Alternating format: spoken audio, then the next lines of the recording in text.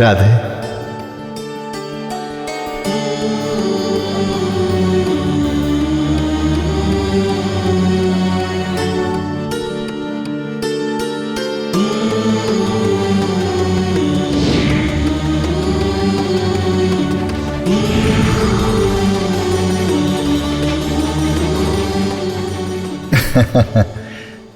ये क्या गाना? तुमने मुझे इस प्रकार कैसे खींच लिया? मेरा प्रेम था राधे, जिसने तुम्हें अपने समीप देखने की इच्छा जानकर अपने पास खींच लिया। तुम नव सृष्टि के आरंभ में घटी एक महान घटना सुनना चाहती थी ना? उस दिन भी कुछ ऐसा ही हुआ था। श्री हरि विष्णु योग निद्रा में लीन थे। नारद, नारायण नारायण।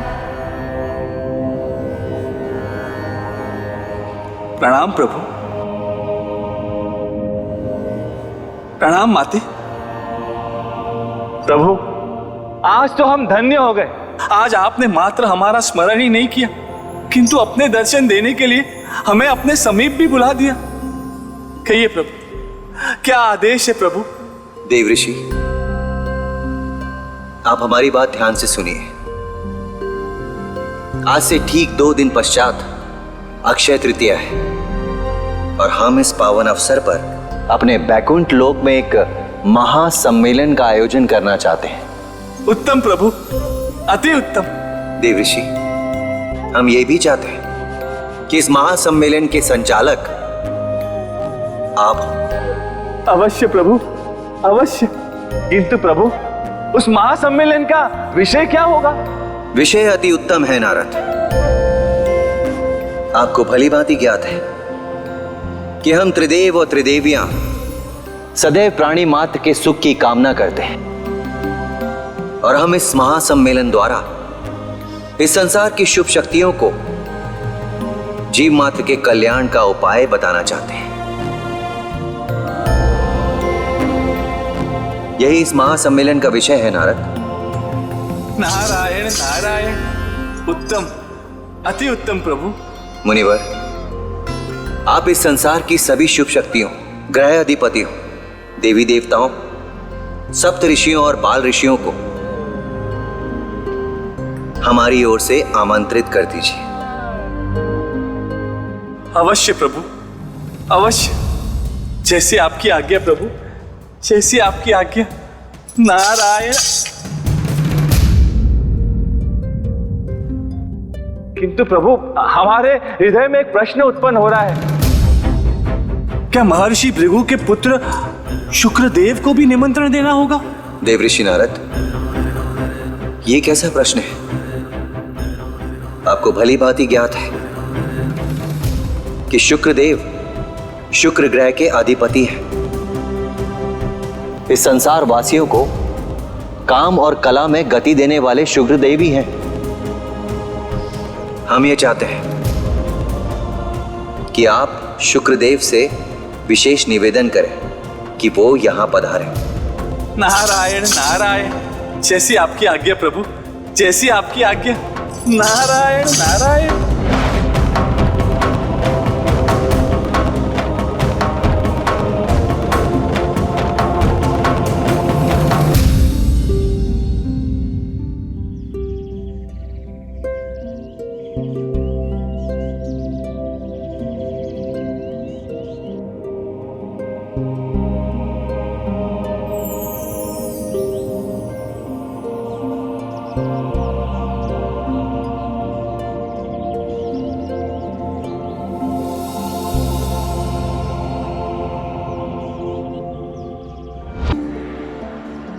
नहीं, ये उचित नहीं होगा।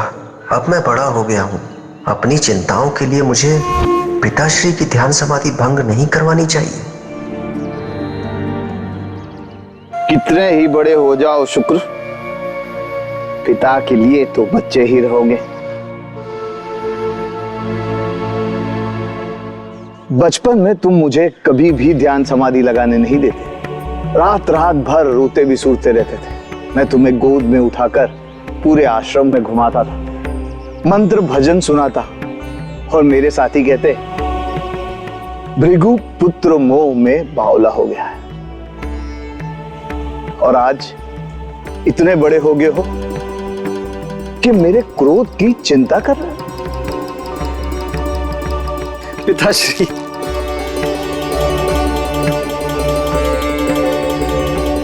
पिताश्री, आपको कैसे ज्ञात हुआ कि मैं आया हूं? तुम मेरे शरीर के अंश हो पुत्र। यदि मेरे शरीर का कोई भी अंग विचलित होगा तो क्या मुझे नहीं पता चलेगा? परंतु तुम ये बताओ पुत्र कि तुम्हारा शरीर इतना गर्म क्यों है? किस बात की चिंता खाए जा रही है? पिताश्री, नारद मुनि आए थे मेरे पास। अक्षय तृतीया के दिन एक महासम्मेलन, विष्णु ने मुझे आमंत्रित किया है। विष्णु? ये क्या बोल रहे हो पुत्र? देव देवेश्वर विष्णु जी बोलो पुत्र। श्री महाविष्णु बोलो, श्री हरि विष्णु बोलो। वे इस संसार के सबसे आदरणीय और पूजनीय हैं। संसार के लिए नहीं, केवल पृथ्वी के लिए। संसार के अन्य जीवों के साथ तो उन्होंने अन्याय ही किया है। हरि हरि हरि, ये कैसी भाषा बोल रहे हो तुम? कितने घटिया विचार हो गए हैं तुम्हारे। अब समझ में आया कि तुम्हें अपने पिता के क्रोध की चिंता क्यों हो रही है।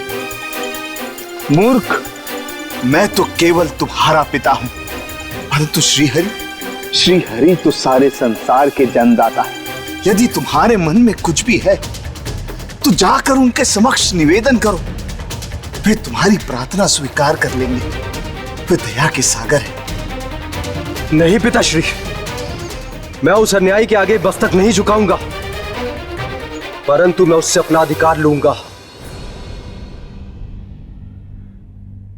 पहले सोचा था कि मैं महासम्मेलन में नहीं जाऊंगा, परंतु अब अवश्य जाऊंगा।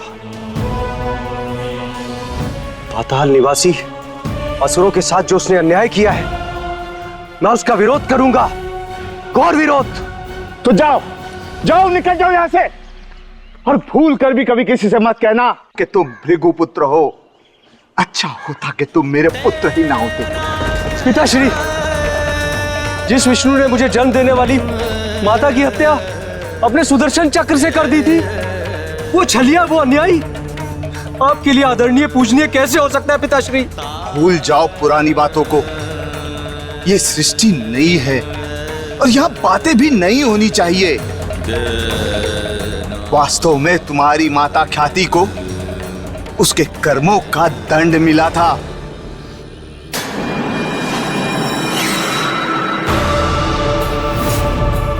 ये उस समय की बात है जब पाताल में कुछ नहीं बचा था। श्री हरि के भय के कारण पाताल से बाहर निकलने का साहस नहीं था उनमें। बीतते समय के साथ वे तिल तिल कर मर रहे थे। आज के भोजन का प्रबंध हो गया। अब जो मरेगा हम उसी को भोग लगाएंगे।